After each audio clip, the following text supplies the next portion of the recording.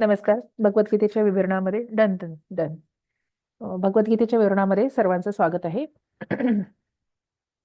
आपण मागच्या सेशनमध्ये कालच्या सेशनमध्ये 6वा अध्याय बघत होतो भगवद्गीतेचा, ध्यान योग. ओके, सो थोडासा 1-2 मिनिटं रिकॅप घेऊया आणि पुढे जाऊया. 1 ते 8 अध्याय सूत्र आपण बघितली भगवद्गीतेची. शेअर करते स्लाइड. 6व्या अध्यायाचं नाव आहे ध्यान योग, योगा ऑफ मेडिटेशन.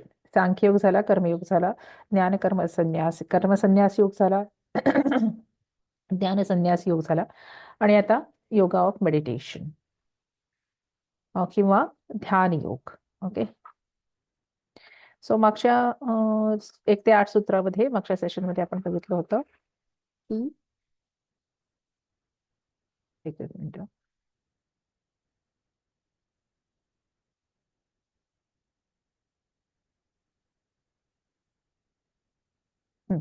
या सूत्रामध्ये ह्याच्यामध्ये या अध्यायामध्ये 47 सूत्र आहेत. संन्यासी योगी कोण आहे किंवा संन्यासी कोण आहे या संदर्भात तो मागच्या सूत्रामध्ये सांगत होता, पहिल्या सूत्रात, की ज्यांनी बेसिकली कर्मफळाचा त्याग केलेला आहे आणि तरी सुद्धा कर्म करत आहे, म्हणजे कर्म करीत असताना कर्मफळाचा त्याग ज्यांनी केला आहे तो संन्यासी आहे किंवा तो योगी आहे. ना फक्त अग्नीचा त्याग केला किंवा क्रियांचा किंवा आपल्या कर्तव्यांचा त्याग केला तो मनुष्य योगी नाही. ओके, सो आणि अशाच प्रकारच्या संन्यासाला किंवा या अशा त्यागाला तू योग असं समज, असं तो दुसऱ्या सूत्रात सांगतो की तम विद्धी योगम पांडव. हे पांडव, तू त्याला योग समज. आणि फक्त संन्यास म्हणजे फक्त संसार सोडून जाणारे जे असतात त्यांना योगी म्हणत नाहीत. कोणीही संसाराचा किंवा संसाराच्या ड्युटीचा त्याग करणारा मनुष्य योगी होऊ शकत नाही.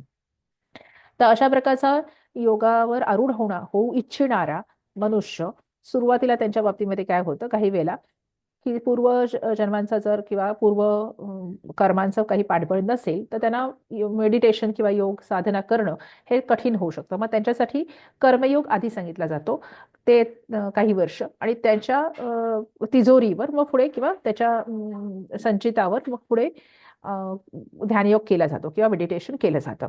सो आधी कर्मयोग करणं गरजेचं आहे, आणि म्हणून आणि कर्मयोगात येणारी शांती ही त्याला पुढे जाऊन मेडिटेशन किंवा ध्यान योग करायला मदत करू शकते, असं तिसऱ्या सत्रात तो म्हणतो आहे. त्याच्यानंतर जेव्हा ध्यानयोगासाठी तो कॅपेबल होतो किंवा एलिजिबल होतो व्यक्ती किंवा मनुष्य योगी, त्यावेळेला त्यांनी ध्यानयोगामध्ये काय करायचं आहे, तर उद्धरेत आत्मनात्मानम नात्मानमवसाधयेत.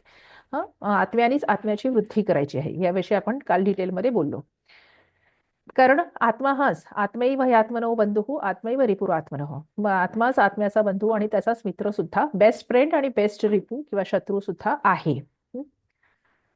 म्हणजे जेव्हा मेडिकल पेशंट्स मध्ये वगैरे बघते तर बरेच लोक खूप सिव्हिअर डिसीज मधून स्वतःचा विल पॉवरनी बाहेर येतात, जिथे इम्पॉसिबल असतं किंवा चेंज होणं किंवा क्युअर होणं हे इम्पॉसिबल असतं, ते स्वतःच बाहेर पडतात. आत्मा बंधुः आत्मा मनस्य येनात्मैव आत्मना जितः अनात्मनस्तु शत्रुत्वे वर्तेत आत्मैव शत्रुवत. परंतु सगळं व्यवस्थित आलेलं असताना सेल्फ किलिंग, ज्याला ऑटो इम्युनिटी म्हटलं जातं, मेडिकल टर्मिनॉलॉजी आहे ऑटो इम्युनिटी, म्हणजे स्वतःचीच डिफेन्स सिस्टीम स्वतःच्याच बॉडी सेल्सना डॅमेज करायला सुरुवात करते. मल्टिपल स्क्लेरोसिस वगैरे असे असंख्य बरेच डिसीज आहेत. कॅन्सरस पॅथॉलॉजी आहे की स्वतःच्या सेल्सना खायला सुरुवात करते किंवा त्याच्या डेंजरस व्हायला लागतात. ब्लड कॅन्सर्स आहेत. सो त्याच्यामध्ये कधी दुसऱ्याचं इन्फेक्शन किंवा बाहेर काहीही कारण नाही आहे. अनात्मनस्तु शत्रुत्वे वर्तेत आत्मैव शत्रुवत. आत्माच आत्म्याचा किलिंग सुरू करतो, म्हणजे आपण स्वतःच्याच पायावर कुऱ्हाड मारायला सुरुवात करतो. ओके, ते शेख चिल्लीचं उदाहरण आहे तसं. तर ते प्रकार इथे होतात. त्यामुळे आत्मा हाच आत्म्याचा बंधू आणि आत्मा हाच आत्म्याचा शत्रू पण आहे. या संदर्भात पुढच्या काही अध्यायांमध्ये खूप छान दिले आहे. तर त्यामुळे आत्म्यानेच आत्म्याला जिंकून घ्या.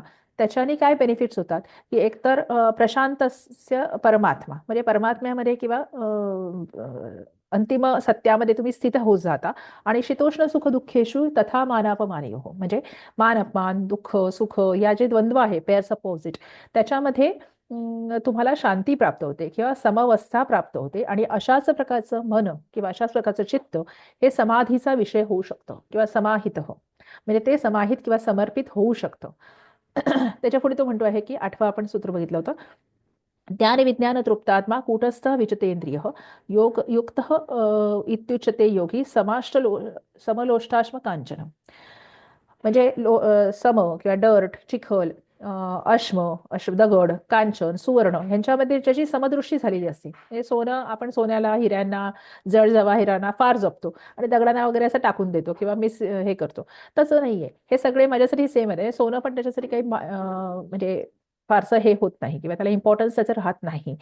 दगड आणि सोन्यामध्ये त्याला काही फरकच जाणवत नाही. अशा प्रकारचा वृत्ती किंवा अशा प्रकारची एक व्हिजन डेव्हलप होत जाते हळूहळू.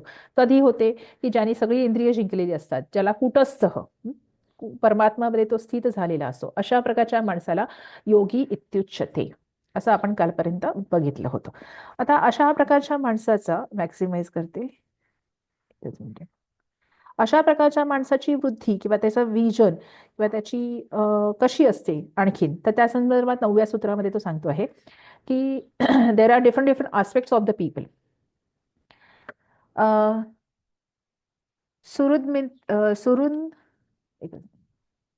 सुहृन्मित्रार्यु उदासीन मध्यस्थ द्वेष बंधुषु साधुष्वपी च योग पापेषु समबुद्धिर्विशिष्यते असं म्हटलेलं आहे त्यांनी.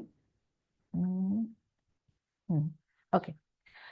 सो आता इथे संधी आहेत. 9 types of people are found in the world as listed below. सुहृद, वेल विशर्स, सुहृद दकारांत आहे. सुहृद मित्र. सुहृदचं पहिल्यांदा काय म्हणू आपण त्याला, सुहृद मित्रमध्ये सुहृद इति तकारांत असती, त्यामुळे तकारस्य दकारः आणि तिथे जश्व झालेला आहे आधी आणि दकाराचा नकार झालेला आहे. ओके, कसा काय, तर म इति अनुनासिक असते, त्यामुळे परसवर्ण संधी आहे तिथे. म्हणजे त वर्गातल्या नकाराचा किंवा अनुनासिकाचा आदेश प्राप्त झाला आहे, त्यामुळे आधी जष्ट आणि नंतर परसवर्ण. ओके, सुहृद मित्र. आता पुढे पण मित्र योग अरी. सुहृद म्हणजे वेल विशर्स, मित्र म्हणजे न्यूट्रल किंवा फ्रेंड असं म्हणूया. सॉरी, न्यूट्रल नाही, फ्रेंड. ओके, मित्र अरी. मित्र अरी मध्ये सवर्ण दीर्घ संधी आहे. त्र योग अ, त्रा झाले मित्रा. त्याच्यानंतर कारण इथे खूप कॉम्प्लिकेटेड संधी आहे. मित्र म्हणजे मित्र, फ्रेंड. अरी, अरी म्हणजे दुश्मन किंवा शत्रू. अरी आयु, अरी उदासीन, अरी योग उदासीन. आता इथे काय झालंय, अरी ही आहे, त्यामुळे त्या विसर्गाचा रफार झालेला आहे य वरती, आणि ई अरीमध्ये जो र मध्ये जो ई आहे, सॉरी सॉरी सॉरी अरीमध्ये जो र आहे त्या र चा रफार झालेला आहे य वरती, आणि अरीमध्ये जो ई आहे, रो योग ई, आणि फुले आहे उदासीन, म्हणजे यणसंधी आहे तिथे, म्हणून इकाराचा यकार झालेला आहे. तर त्यामुळे अरी उदासीन म्हणजे आधी पहिल्यांदा जष्ट्व, त्याच्यानंतर परसवर्ण, त्याच्यानंतर सवर्ण दीर्घ आहे मित्र अरीमध्ये. अरी योग उदासीन मध्ये हे यणसंधी आहे. उदासीन, उदासीन म्हणजे जो न्यूट्रल असतो मनुष्य, not friend not enemy also. मध्यस्थ, मध्यस्थ म्हणजे मेडिएटर किंवा ज्याला आपण दोन पार्टीज मध्ये आपण जे डील करून आणतात, मेडिएटर्स. द्वेष, द्वेष म्हणजे ज्यांच्या जे हॉस्टाईल असतात, हॉस्टाईल किंवा ज्यांच्या संबंधी आपल्याला द्वेष उत्पन्न होतो अशी माणसं सामान्यतः. बंधुषु, बंधू म्हणजे रिलेटिव्ह किंवा भाऊ. बंधुषु साधुषु अपि यणसंधी आहे. पाच पापेषु समबुद्धी विशेष्यते, विसर्गस्य रेफः. सो सुहृद मित्रार्यु उदासीन मध्यस्थ द्वेष बंधुषु समस्त पद आहे. ह्याच्यामध्ये सुहृद च मित्रं च अरिहि च उदासीनः च मध्यस्थः च द्वेषः च बंधुः च तेषु सप्तमी बहुवचन, द्वंद्व, इतरेतर द्वंद्व समास. त्यामुळे अशा प्रकारच्या 9, आता हे 9 झाले बघा, सुहृद, मित्र, अरी, उदासीन, मध्यस्थ, द्वेष, बंधू, साधू, साधू म्हणजे सज्जन माणसं, आणि पापेषु म्हणजे पाप, सिनफुल मनुष्य, ज्याने जो पाप केलेत असा मनुष्य, अशा 9 प्रकारच्या माणसांमध्ये समबुद्धीही विशेष्यते. सप्तमी बहुवचन. पापेषु, साधूषु, अशा 9 प्रकारच्या माणसांमध्ये ज्याची समबुद्धीही विशिष्यते, सहयोगीही. हं? त्यामुळे विशेष असा मनुष्य विशेष मनुष्य आहे किंवा स्पेशल मॅन आहे, हु ट्रीट्स ऑल दिस 9 पीपल इक्वली. ओके, म्हणून त्याला तुम्ही योगी असं समजू शकता. म्हणजे जनरली आपण मित्रांशी फ्रेंडली वागतो, शत्रूंशी एनिमेटिकली वागतो, हॉस्टाईल, काही लोकांचा द्वेष करतो, काही लोकांचा राग करतो, किंवा पापी असतात त्यांच्याबद्दल म्हणजे आपल्या मनामध्ये घृणा उत्पन्न होते. तर अशा कुठल्याही प्रकारची नाही, ह्या सगळ्या प्रकारच्या लोकांना 100% तो समानतेने वागवतो, तो विशेष मनुष्य आहे, तो योगी आहे. पुढे तो म्हणतो आहे की एक्सपेक्टेशन्स म्हणजे योगीकडून काय एक्सपेक्टेशन्स आहेत, किंवा योग्याची लाईफस्टाईल कशी असावी, किंवा त्याचं बिहेवियर कसं असावं, या संबंधित पुढच्या 10व्या सूत्रात सांगतो आहे. पुढचे काही श्लोक आहेत. किंवा त्यांनी त्याचं डेली रुटीन कसं ठेवावं, कशा प्रकारचा त्याचा व्यवहार असावा. योगी युञ्जीत सततमात्मानं रहसी स्थितः एकाकी यतचित्तात्मा निराशीर परिग्रहः. आता मी एक अनुभवाने इथे सांगू इच्छिते की काही लोकांच्या, जसं पुढच्या ह्या अध्यायाच्या शेवटी एक श्लोक आहे की पदच्युत झालेला योगी असतो त्याच्या बाबतीत काय होतं, असं अर्जुन नंतर विचारतो. तर काही लोकांचं लाईफमध्ये तुम्ही बघाल की लोकांशी त्यांचं जास्त पटत नाही, किंवा त्यांना काही ना काहीतरी प्रॉब्लेम्स येतात संसारामध्ये राहिल्याने. तर त्यांची निश्चिती किंवा त्यांची डेस्टिनीच असते त्यांनी योगी बनावं म्हणून, आणि हे अशा प्रकारची लाईफस्टाईल त्यांनी फॉलो करावी. तिथे गेल्यानंतर त्यांचं सक्सेस सुरू होतं हे केल्यानंतर. तर त्यामुळे ज्यांना असे इश्यूज येत असतील त्यांनी शक्यतो ह्या अशा प्रकारचं आचरण योगासारखं ठेवावं. ऑफकोर्स त्यांचा मार्ग सुकर होतो, नाहीतर भयंकर म्हणजे त्यांचे दुष्कर होऊन जातात मार्ग. जसे नॉर्मली आपण जे लहान मुलांना शिकवतो, 10वी-12वी करा, मग हे करा, काहीतरी प्रोफेशनल एज्युकेशन घ्या, जॉब करा, हे करा, ते करा, हे जे नॉर्मल संसारातलं जे ट्रॅक्स असतात त्याच्यावर चालल्यानंतर भयंकर प्रॉब्लेम्स येतात त्यांना. तर त्याच्यात बिकॉज त्यांच्या पूर्वजन्माच्या ह्याच्यामुळे कदाचित त्यांचा हा मार्ग असू शकतो. तर this could be a recommended way for this kind of people. काही लोकांना चांगला जॉब्स मिळतात, सक्सेसफुल होतात लाईफमध्ये, एन्जॉय करतात, पुढे जातात, रिटायर्ड होतात, भरपूर चांगल्या गोष्टी होतात. त्यांचं ते सुकृत पूर्वजन्मीचं त्यांचं संचित हे असू शकतं. पण जनरली म्हणजे असे 30-30, 40-40, 50-50 वर्षापर्यंत खूप एज्युकेटेड असतात, पण त्यांच्या काही म्हणजे त्यांना काही ब्रेक मिळत नाही, किंवा जॉब्स त्यांचे काही त्यांना यश सक्सेस तसा प्रकारचे मिळत नाही. तर कदाचित मार्ग बदलल्यानंतर म्हणजे अशा काही माणसं आम्ही बघितली की जे अशा प्रकारची लाईफस्टाईल फॉलो करतात योगावस्थेमध्ये, त्यांना खूप सक्सेस यश असतं. सो त्यांचं एक्सपेक्टेशन काय आहे की योगी युंजित सततम आत्मानम रहसी स्थितः एकाकी यतचित्तात्मा निराशी अपरिग्रह. निराशी अपरिग्रह मध्ये विसर्गस्य रेफ आहे. आता काय करायचं की योगी म्हणजे तरी एकाकी राहायचं आहे. एकाकी म्हणजे विदाउट हेल्प ऑफ एनीवन, म्हणजे फार कमीत कमी आयुष्यामध्ये दुसऱ्यांची हेल्प घ्यायची. डोंट एक्सपेक्ट इदम न मम, माझ्यासाठी हे नाही, म्हणजे मला काही तुम्ही देऊच नका, मी फक्त दुसऱ्यांना देत राहणार आहे. सो अशा प्रकारचा त्यांचा ॲटिट्यूड असतो की मला कोणाकडूनही काहीही घ्यायचं नाही, पैसा, मान सन्मान, कुठलीच गोष्ट मला नको आहे. मला I don't want anyone's help. Okay, और I will minimise all help getting for me from others. Okay, so without help of anyone, शक्यतो अगदी मोजक्या काही जीवनावश्यक गोष्टींसाठी दुसऱ्यांची हेल्प घेऊ शकता. एकाकी यतचित्तात्मा, ज्याचा आत्मा प्रयत्नपूर्वक यतचित्तात्मा, प्रयत्नाने ज्याचा आत्मा जिंकून घेतला आहे किंवा कंट्रोल आहे असा, निराशीही, कुठल्याही प्रकारची आशा किंवा इच्छा फार नसाव्यात, हळूहळू डिक्रीज करायच्या. अपरिग्रह फार महत्वाचं आहे. म्हणजे आपल्याकडे किती साड्या असतात, आपल्याकडे किती ड्रेस असतात, आपल्याकडे किती गाड्या असतात, आपल्याकडे किती वस्तू असतात, किती क्रॉकरी असतं, याची लिस्ट डाऊन करा आणि त्या कमीत कमी करायच्या. म्हणजे 2 किंवा 3 ड्रेसमध्ये पण मनुष्य राहू शकतो व्यवस्थित स्वच्छपणे धुवून. सो कमीत कमी आपल्या आजूबाजूला जीवनावश्यक वस्तू ठेवायच्या, एक म्हणजे अगदी कमी. फारशा म्हणजे जसं तुम्ही योगांचं बघितलं असेल, एक कमंडलू असो, 1-2 वस्त्र असतात, भगवी वस्त्र, आणि आवश्यक गोष्ट, कारण कोणाचंही पोट भरणार नाही असं नाहीये. योगक्षेमम वहाम्याम, कृष्णाने मोठं वचन दिलेलं आहे, 2 वेळचं जेवण तुम्हाला मिळणार आहे. कुठल्याही माणसाला. सो त्याची काळजी तू करू नकोस. तर अशा कमीत कमी आपल्याला जीवनावश्यक वस्तू अपरिग्रह आपल्याजवळ ठेवाव्यात. त्याच्यानंतर रहसी स्थित हे फार महत्वाचं आहे आणि अशी बरीच लोक करतात सुद्धा. म्हणजे आउटसाईड सिटी कंट्री साईडमध्ये जाऊन राहतात की फार लोकांशी संपर्क यायला नको. Those who seek state of yoga should reside in seclusion. Seclusion म्हणजे जनसंपर्कापासून लांब राहायचं. किंवा जिथे कमीत कमी माणसं आपल्या आजूबाजूला असतील अशा प्रकारच्या, जितकी कमी असतील तितकं चांगलं. कॉन्स्टंटली एंगेज इन मेडिटेशन, सततम आत्मानम रहसी. बापरे, इथे तर 2च श्लोक झाले आज, 10 मिनिटं राहिलेत. एनिवे, बघूया, आपण मॅक्सिमम ट्राय करूया, कारण हे श्लोक फार महत्वाचे आहेत. पहिली गोष्ट म्हणजे सतत आत्मानं रहसी स्थितः एकाकी यतचित्तात्मा निराशी ही अपरिग्रह, constantly engage in meditation with a control body and mind and without help of anyone, getting rid of desires and possessions for enjoyment. अपरिग्रह, शक्य जितक्या अगदी जगण्यासाठी जेवढ्या आवश्यक गोष्टी असतील तेवढ्याच आपल्या जवळ ठेवाव्यात. अशा प्रकारची त्याची लाईफस्टाईल असावी योग्याची. योगी युंजित म्हणजे योगाने हे युज धातू आहे, म्हणजे योगाने हे एकत्र करावं.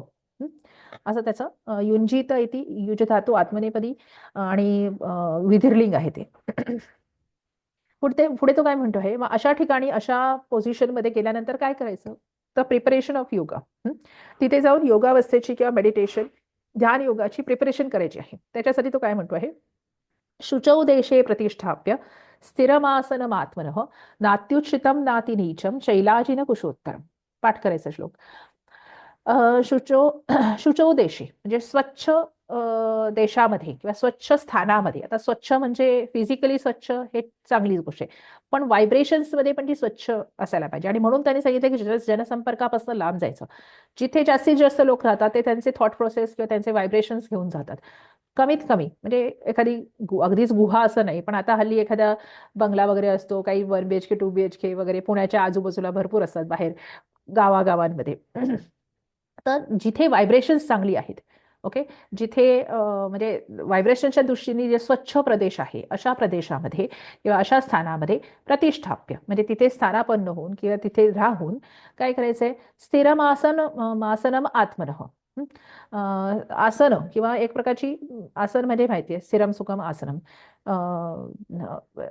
एक अवस्था किंवा एक बॉडीची कुठलीही अवस्था, अगदी सुखासनात बसलं तरी सुद्धा चालेल, पण ती स्थिर असली पाहिजे. त्याच्यामध्ये 2 ते 3 तास किंवा 4 तास बसता आलं पाहिजे. अशी कुठलीही पोझिशन, कुठलीही म्हणजे अगदी शवासनात करायचं असेल तर शवासनात पण चालेल, ते आसनच आहे शेवटी. कुठलीही बॉडीची पोझिशन जिथ्याच्यामध्ये 2-3 तास बसता येईल सलगपणे, अखंडितपणे, अशी आत्मनः. आता ते कसं असावं, म्हणजे ती पोझिशन किंवा ती जिथे तुम्ही बसता आहात, याला जनरली आता योगा मॅट्स आपण टाकतो, बरोबर. आता योगा मॅट्स येतात कारण योगाचं बरंच कमर्शियलायझेशन झालेलं आहे. नात्युच्छितम नाति नीचम, अति उच्च असू नये, अति नीच किंवा जमिनीपासून अति उंचावर पण असू नये, म्हणजे 10व्या-12व्या फ्लोअरवर किंवा असं घेऊ नये घर किंवा अशा प्रकारचे नसे. अति नीच पण म्हणजे अंडरग्राऊंड वगैरे पण जायचं नाहीये. Okay, so चैलाजिनो कुशोत्तरम.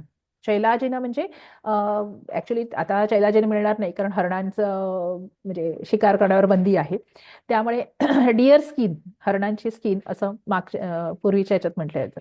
तर त्यामुळे आता ते काही मिळणं शक्य नाहीये.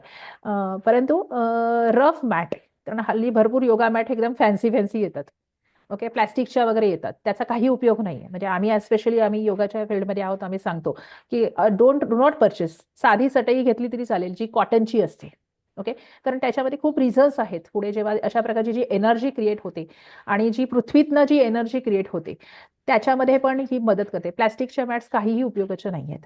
ओके, सो आणि ह्यांनी काय म्हणलंय की शैलाजिन कुशोत्तरम, त्याच्यावर कुश असायला पाहिजे. कुश म्हणजे गवत, म्हणजे हरणाचं हे स्किन आणि त्याच्यावरती गवताची आसन अशा प्रकारचं तुमचं मॅट किंवा हे असली पाहिजे. अशावर तुम्ही योगाभ्यास करायचा आहे. ओके, पुढे काय करायचंय, तत्रैकाग्रम म्हणजे ही तुमची प्रिपरेशन झाली सगळ्या पद्धतीची. तत्रैकाग्रम मनः कृत्वा यतचित्तेंद्रिय क्रियः उपविश्यासने युंजात योगमात्मविशुद्धी. आणि मॅटच्या बाबतीमध्ये एक सांगितलं जातं, do not share mats with anyone. स्वतःचा कोंब किंवा स्वतःचे जे कॉस्मॅटिक्स वापरले जातात, तसं मॅट पण स्वतःची वैयक्तिक असायला पाहिजे. इट्स व्हेरी पर्सनल आहे. कारण हायजीन म्हणजे थॉट प्रोसेसची हायजीन किंवा एनर्जी हायजीनचा याच्यामध्ये इश्यू येतो. त्यामुळे इट इज व्हेरी पर्सनल. म्हणजे योगा क्लास असतो, त्याच्यामध्ये मॅट्स ठेवलेले असतात, सगळे एक एक जाऊन घेतात स्वतः आणि सुरू करतात. सो असं नाही आहे ते. वैयक्तिक स्वतःची मॅट स्वतः कॅरी करावी, ती कोणाशीही शेअर करू नये. जे काही तुमची चटई असेल, आसन असेल, देवाऱ्यामधली आसनं असतात आपली, ते स्वतःचं स्वतः कॅरी करायचं, दुसऱ्याशी शेअर नाही करायचं. तत्रैकाग्रम मनः कृत्वा, त्याच्यावर बसायचं आहे, त्याच्यावर आसन ग्रहण करायचं आहे. तत्र एकाग्रम, वृद्धी संधी आहे. एकाग्रम मनः कृत्वा, तिथे मन एकाग्र करायचं आहे. कुठल्याही विषयावर, एखादी आयडॉल असते, ओमचं चॅन्ट हे असतं, काही असतं, त्याच्यावर मन एकाग्र करून यतचित्तेंद्रिय क्रियः, म्हणजे ज्याची चित्ताची आणि इंद्रियांवर ज्यांनी विजय मिळवला आहे असा मनुष्य काय करतो? उपविश्यासने, उपविश्य आसने, सवर्ण दीर्घ आहे. बी देअर म्हणजे फक्त फिजिकली तिथे राहायचं नाहीये. सगळी इंद्रिय, मन, बुद्धी, त्याच्यानंतर चित्त, हे सगळं तिथेच आणायचं आहे. नाहीतर आपण फिजिकली त्या मॅटवर बसलोय आणि मन जाते शाळेमध्ये, ऑफिसमध्ये, किंवा बुद्धी जाते तिसरीचकडे भगवद्गीतेच्या क्लासमध्ये किंवा कुठे, असं नाहीये. उपविश्यासने तिथे पूर्णतः तुम्ही हे जे पंचकोश आहेत ते सगळे तिथे प्रेझेंट असले पाहिजेत किंवा तिथे आणायचा प्रयत्न करायचा आहे. युंजात योगम आत्मविशुद्धये, आणि योगाशी जोडण्याचा किंवा त्या स्थितीशी जोडण्याचा प्रयत्न करायचा आहे. कशासाठी? आत्मविशुद्धये, चतुर्थी एकवचन. Self purification. आपण बऱ्याच वेळेला लोकांना सुधारायला जात असतो बाहेर, आता मी ह्याला शिकवतो त्याला शिकवतो, तसं नाहीये. पण आतमध्ये आपल्याला शिकवायची फार जास्त गरज आहे, ट्रुली स्पीकिंग. लोकांना थोडं वाईट वाटतं मी बोलते अशी म्हणून, पण लोकांना बाहेर सुधारण्यापेक्षा आपल्याला स्वतःला सुधरवायची फार जास्त गरज आहे. आपली स्वतःचीच आत्मशुद्धी करायची अत्यंत आवश्यकता आहे.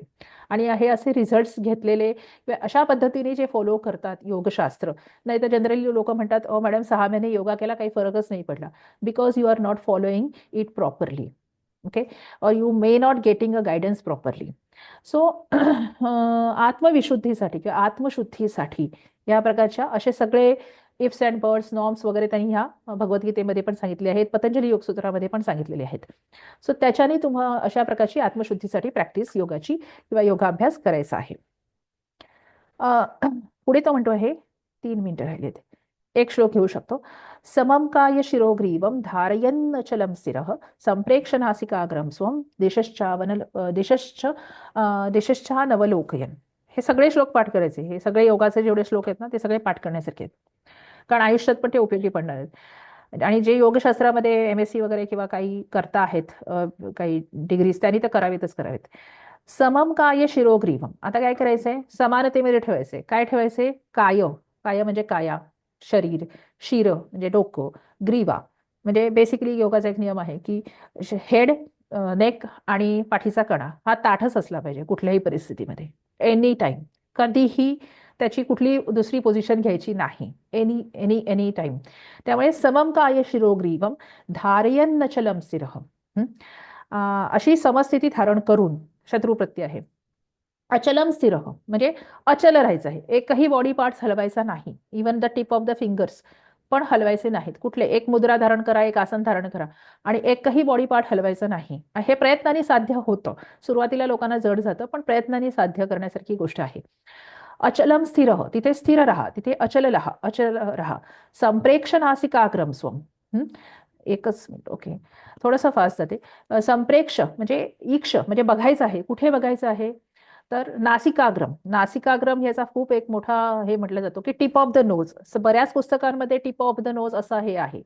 जर तुम्ही असं टिप ऑफ द नोज केलं ना, तर तुम्हाला म्हणजे डोळ्यांचे प्रॉब्लेम्स येऊ शकतात. तर तसं नाहीये, म्हणजे शब्दशः शास्त्रांचा अर्थ लावायचा नाही किंवा पदांचा. नासिकाग्र म्हणजे आज्ञाचक्र, नासिकेच्या अग्रभागी म्हणजे जिथून नासिका सुरू होते, नेझल बोन जिथून सुरू होतं, म्हणजे इन बिटवीन 2 आयब्रोज. कारण खूप पुस्तकांमध्ये नासिकाग्र म्हणजे tip of the nose, tip of the nose म्हणजे दोन्ही डोळ्यांनी असं नाकाच्या शेंड्याकडे बघत राहायचं असं लिहिलेलं आहे. So these are few mistakes actually. नासिकाग्रम स्वम म्हणजे स्वतःच्या अग्रभागी, नासिकेच्या अग्रभागी म्हणजे 2 भ्रूमध्यामध्ये कॉन्सन्ट्रेट करायचे आहे. दिशः च न अवलोक्य, दिशः दिकचा प्रथमा बहुवचन आहे, शकारांत स्त्रीलिंगी. अनेक दिशांकडे किंवा सैरभैर जे मन इकडे तिकडे दिशांमध्ये वाहत असतं किंवा पसरत असतं त्याच्या कडे पाहायचं नाही आहे. न पाहता नासिकाग्रम स्वम तिथे कॉन्सन्ट्रेट करायचं आहे. Okay, so there is a less than 1 minute. I will stop my recording first of all. Sorry, आज 3-4च श्लोक होऊ शकले आपले. Stop and I will stop the recording also. धन्यवाद. आपण पुढचे श्लोक नेक्स्ट सेशनमध्ये आपण बघू.